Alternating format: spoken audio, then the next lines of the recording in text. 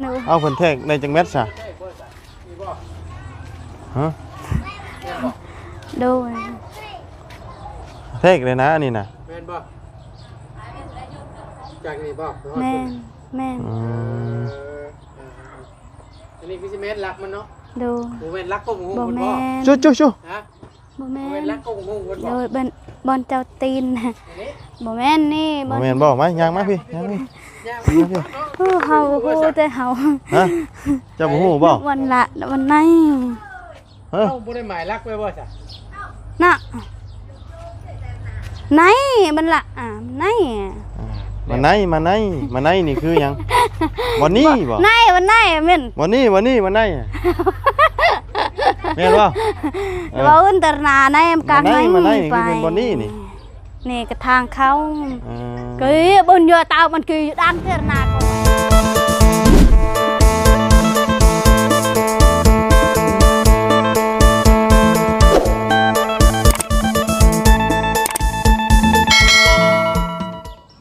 เอาพี่น้องเอ้ยเนาะมื้อนี้ก็เข้ามาหาทางแม่น้องเอิงก่อนพี่น้องเอ้ยเนาะ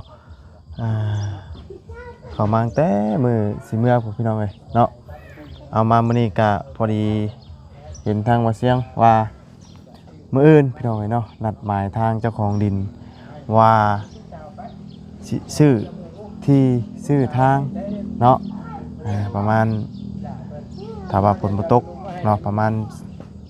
11-12 โมงนี่แหละเนาะได้นัดหมายทางมาเสียงว่ามาเบิ่งน้ำกันว่าเนาะเอามื้อนี้ก็เข้ามาอันนี้ก่อนมาหาทางแม่น้องเอิงก่อนเนาะก่อนเฮาจะไปหาบางทีบางทางอยู่บ่อนใดพี่น้องเอ้ยเนาะสบายดีเด้อพี่น้องเนาะพบเจอกันมื้อนี้ก็เนาะตอนค่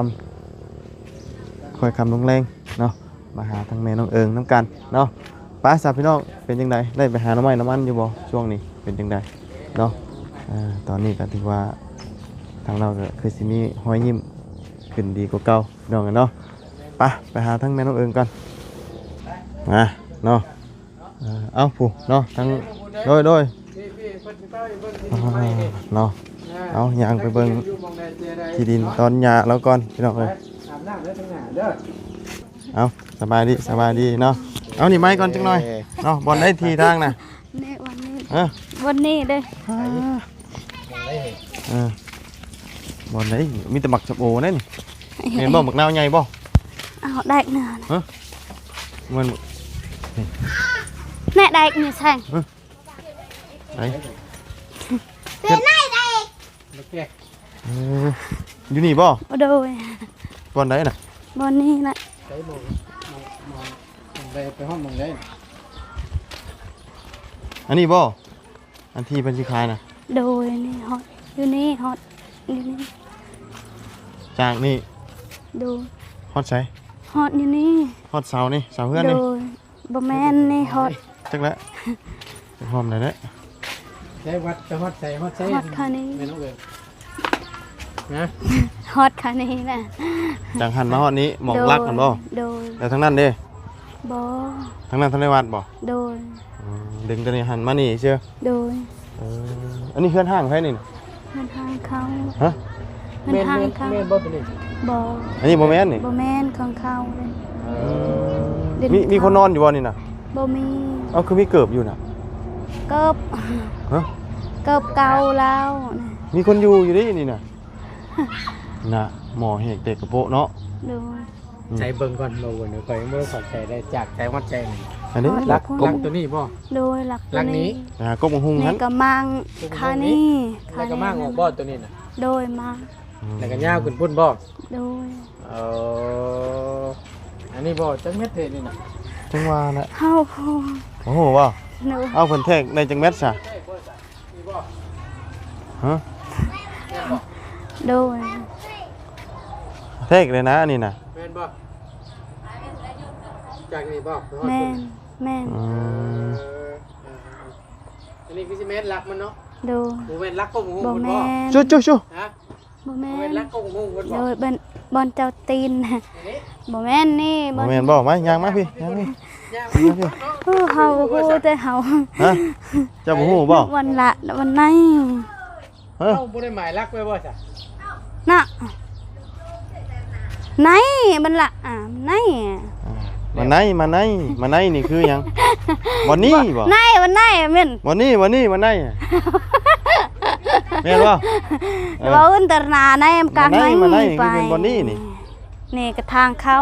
อ่า คือบุญเยอะเตามันคือดังเทอร์นาก่อยนะ อืม ทางเข้าไปเด้แกกล้วยแกยังเด้ แกกล้วย คือแบบ เขาว่าชื่อนี่แม่นตำที่มื้อนั้นแถวนี้เนาะ โดย อ๋อก็คือสิฮอดหม่องกบหม่องต้องหั่นตามเบิ่งแม่นบ่ โดย อ๋อทางนี้น่ะเทกแล้วบ่ เลยเดี๋ยวบ่ได้จักแหละยากไปเนาะเอาชีวิตอยู่นี่เนาะ นี่ ว่ากะลันเลียได้กูพูด มาไหน ก็วันไหนนี่ลักนี่ นี่ ฮอดลัก เนาะ นี่ลักนี่ นี่เนาะ นี่ โดย แด ลัก น มา นี่ ตอง บ่นั่น โดย เออ คือนายลักไก่แม่น โอ้จังหวะลักแกนนี่ลงไปพุ่นจักบ่พุ่น แม่นน่ะ แม่นบ่ โดย บ่ได้ฮอดพี่จำเล่นนี่เนาะ โดย จังหวะจากลักนั้นลงไปพุ่นเลย หมองหัน แล้วก็ย่าไปพุ่นน่ะเบิ่งนี่ อ่า แม่นบ่ ประตูว่าเจ้าของนะแม่นบ่ แม่นเจ้าของ ใครเจ้าของ อยู่เฮือนอยู่พุ่น ประตูบ่แม่นบ่ฮะเจ้าบ่แม่นเนาะยันว่าเจ้าเป็นเจ้าของดินนี่ อันนี้ดินไว้ซั่นนี่บ่แม่นดินเจ้าบ่ตุดินน้อยอยู่หั่นอันนี้น่ะบ่แม่น พุ่นน่ะแม่นเนาะ เอออ่า เพิ่นจะขายเท่าไดซั่น 14ล้านครับ 14บาทนี่ โดย อันมื้อนั้นเจ้าได้ใช่ป่ะอัน16ล้านน่ะเจ้านี่ เขา บ่ โดยเขาลุดแล้วเด้ ลุดอีกบ่ 14โดย14 เพิ่นสิบ่รุดอีกบ่ โดย ต่อแล้วบ่สุดแล้วบ่ สุดเลยนี่14ล้านครับ บ่รุดอีกแล้ว โดย จำซำนี้ เออ นึกได้ซำนี้นะนี่เนาะ เนาะถือว่าสุดแล้วเนี่ยเนาะ โดย จักเม็ดคูณจักเม็ด เนาะ พอดบ่อัน10คูณ10นี่พอดอยู่บ่ เฮาพูดแล้วผู้เว้านะ ประมาณนั่นแหละ โดย เนาะเอา นี่ก็บ่เพิ่นว่าเป็นบุกเบิกแม่นบ่นั่นนี่เนาะ แม่นออกมาเลยนี่นะเนาะ เบิกก็บ่ได้เอ้ย ฮะ เบิกบ่ได้ เบิกบ่ได้ เป็นได้ไหน เป็นอะไร จ้างเขานี่แหละตัดนี่หักซานี่เด้ จ้างเอา โดยให้ อืม แบบเบิกก็อยากเอาไว้อยู่ใช้เด้ยานถึกดินเขาเด้ เฮ้ยจิตึกได้เฮาชื่อเลย ชื่อเด้ ซื้อแล้วหมดยานพลเนี่ยยานยังยานขี้เหงื่อเนี่ย ขี้เหงื่ออันเฮาสิรุดไปนี่ โดยนะ เออ พอดบ่ได้แบบนี้นะ กะสิมีหยังมันก็มีแต่เท่านี้ ก็มีแต่มางหัวออกมาจุดก่อนอันดับแรกเนาะ โดย อ่า ทำความสะอาดเป็น ต้นกล้วยนี่ก็สิมีหยังตัดทิ่มเนาะ เป็นดินนี่เลยเนาะเนี่ยคือว่า หญ้าคือว่านั่นดิน บ่มีดินจักอยากหาอยู่ใช้หาอยู่ใช้ก็บ่มีหมด มันย่างอยู่แล้วดินแบบนี้นะแต่ว่าเพิ่นพออยู่ได้อยู่ไป โดย เนาะ ก่อนเป็นเจ้าของมาซั่นซะ โดย คำคือสิไปหาไปว่าอันนั่นโอ้ยยากแล้ว นี่ เนาะ คือคุ้ โด ม ย อันนี้ก็โอเคแล้วนี่งามแล้ว แต่ว่าฟอร์ดนี่ก็ดันขี้เหนียวเล็กน้อยเขาก็จูดเอาได้อยู่หรอกมันบ่ได้มีได้หกได้อหย่างปานนั้นเนาะ เนี่ยหลันลงคนอยู่ครับอยู่เพิ่นเลย คือดังเลย เนาะนี่เนาะที่ทางพี่น้องเอ้ยอันว่าสิซื้อมื้ออื่นแล้วอ่ะฮู้อยู่บ่ โดย ประมาณจังโมง 11 โมง 11 โมงหาเที่ยงบ่ โดย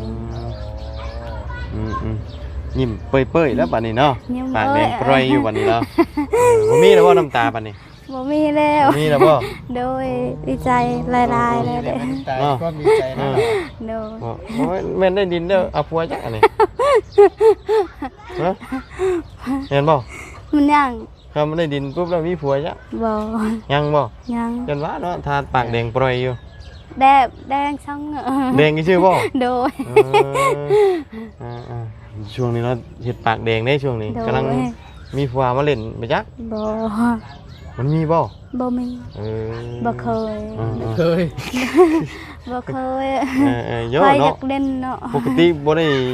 ปากแดงได้เดี๋ยวนี้ปากแดงปร่อยเหรอ เขียนคงเขียนคิ้วเขียนขอบตาได้เดี๋ยวนี้ โอ้ยธรรมดาเราเป็นชาวเนาะ เฮ้ยยืนแล้วยืนมุดครบบ่ได้เอาได้น่ะ ไปฉันเนาะเมื่อพุ่นบ่ ตื่นแล้วบุญ เพื่อนบ่ เดี๋ยวบุญแล้ว ไปหมักชมโอ ต้นอยู่หมักชมโอเลย เนาะ แม่นี่ ใกล้ๆนึงเนาะ บ่ไกลปานใด โอ้ห่างแท้ตัวนี้บัดนี้มันยังนี่ถึกกระปั้นบ่นี่น่ะ ได้เรื่อยๆ บ่ มันก็แตกกันแตก โอ้ย บ่เพื่อนน้องนี่ก่อน ชื่อหยังวะ น้องไหลบ่ โดย แม่นบ่ โดย ว่าสงใจถึกกระปั้นกับตีนนะเบิ่งเอ้ามึงลักษณะมันนี่ล่ะเนาะคำว่ามันหล่นเองนี่คือสิบ่เป็นแบบนี้ เป็นไปบ่ได้เนาะ เป็นไปบ่ได้มันบ่แตกแบบนี้นะคำมันหล่นเอง แม่น ยากเลยอันนี้มันสิหล่นเอง โอ้ความรู้ตื่นเรียรอ นี่ถือกำปั้นเท่านั้น ที่บอกไงนึกแล้วบ่ก็แรงนั่น นึ่งแล้ว เรียบร้อยแล้ว โดยกินแล้วเมื่อแต่ซอนปลาเด้ เออ ซอนลูกหวก สอนลูกพวกกิน โดยซอนปลาเนี่ยหมดแล้ว หมดแล้ว ได้แต่น้อยบ่ได้หลายเด้ กินจักคน กินหมดกานองเลยกินเหมือนกัน มือแน่นแล้วบุญช่วยสิจังเราจำไว้อย่างนี้ เป็นยังไง ขี่ปืนเราเต็มตารางจำไม่ว่ามันหมดขึ้นบาด หมดกัด นี่ก็ หมด เบา ตามแข้งตามขาแล้วก็ยืนนั่ง โดย สัมภาษณ์แล้วอยู่แล้วปุ๊บยับขึ้นหมดกันเลยเออ ความจริงว่าเรื่องควรถึกจุดบาดนี่ครับ ไปจังได้เฮ็ดบาดนี่ เป็นเรากันเลย โอ้ยเนาะ ไม่ได้ตัวหัวเรากันเลย โดย อัน นี่ นี้ ก็ ก็ เนาะ ตัวเพิ่น แต่แม่เป็นกัดนั่นมันกัดแล้วไปเอาออกกันไปว่ะอย่ามันเอาหรอ ถือว่ามื้อนี้เราบ่ได้ไปใช่บ่มีแต่ไปสอนนะ ไปซ้อนไปหาหน่อไม้บ่มีซ้ำเลย บ่ได้ช้ำ โดย บ่ได้ไปขายช้ำบัดนี้ โดยไปหาหน่อไม้เมื่อหาหน่อไม้ไปก็ไปช้อนอีก ก็ไปสอน โดย หาหน่อไม้บ่ได้แล้วก็ไปสอน โดยหมดข้าวเอาเลย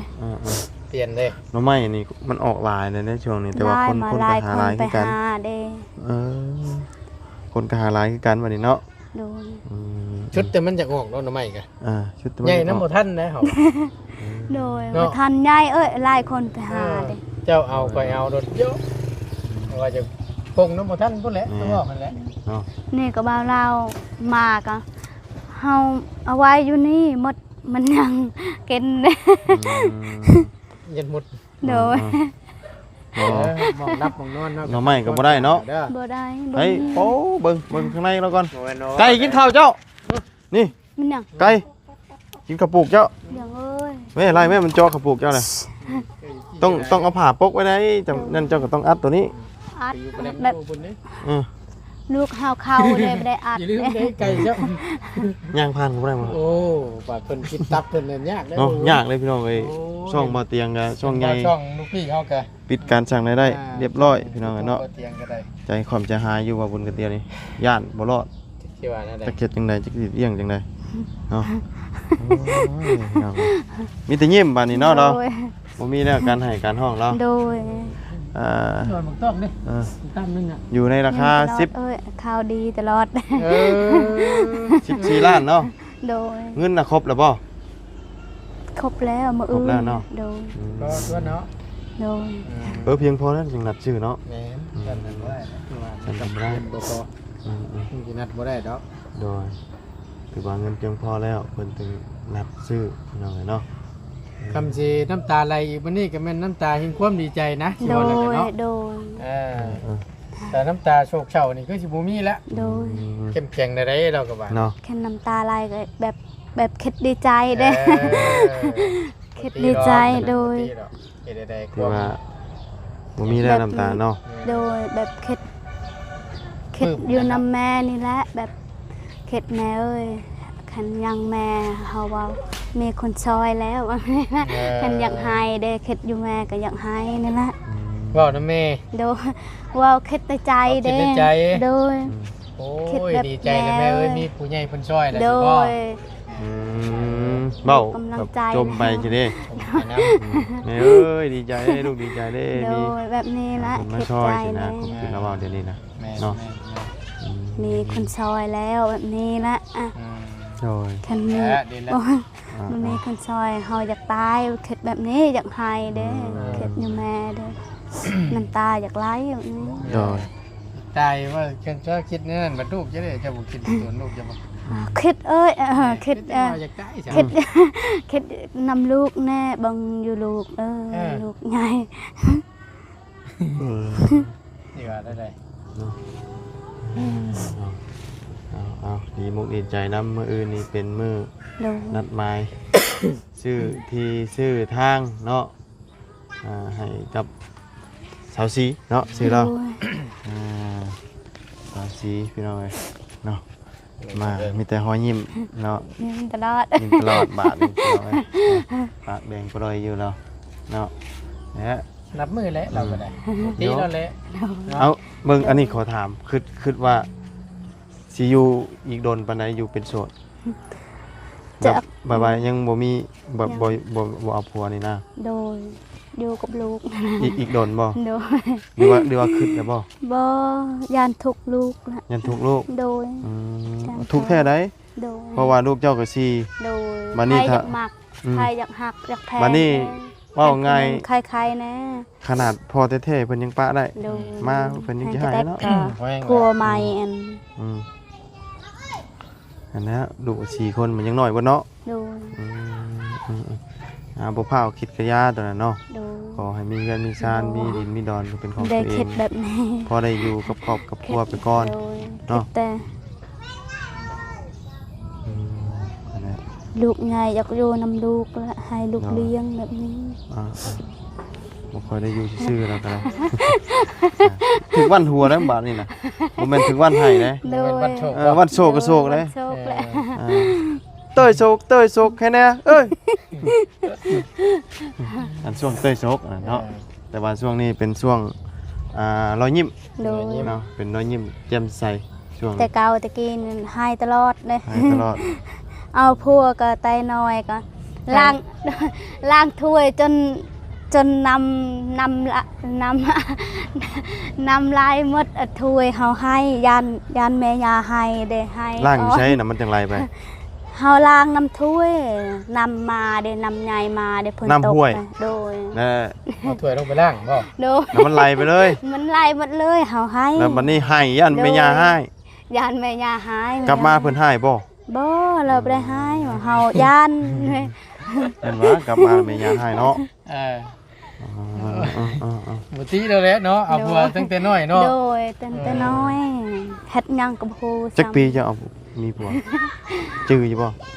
ซ้ำนักซ้ำน้องชายเด้ สำน้องชัย13 ปีนี่ โดยซ้ำนี้ละ เพิ่นเอาผัว ซ้ำนางวัย นางไว้นี่ โดย 12 13มันนะ โดยซ้ำนี้ละ เนาะ เฮ็ดเวียกกับบ่ฮู้ซ้ำเฮ็ดเวียกละแม่ย่าซอยตลอด หักอยู่พี่คือเว้าแล้วบ่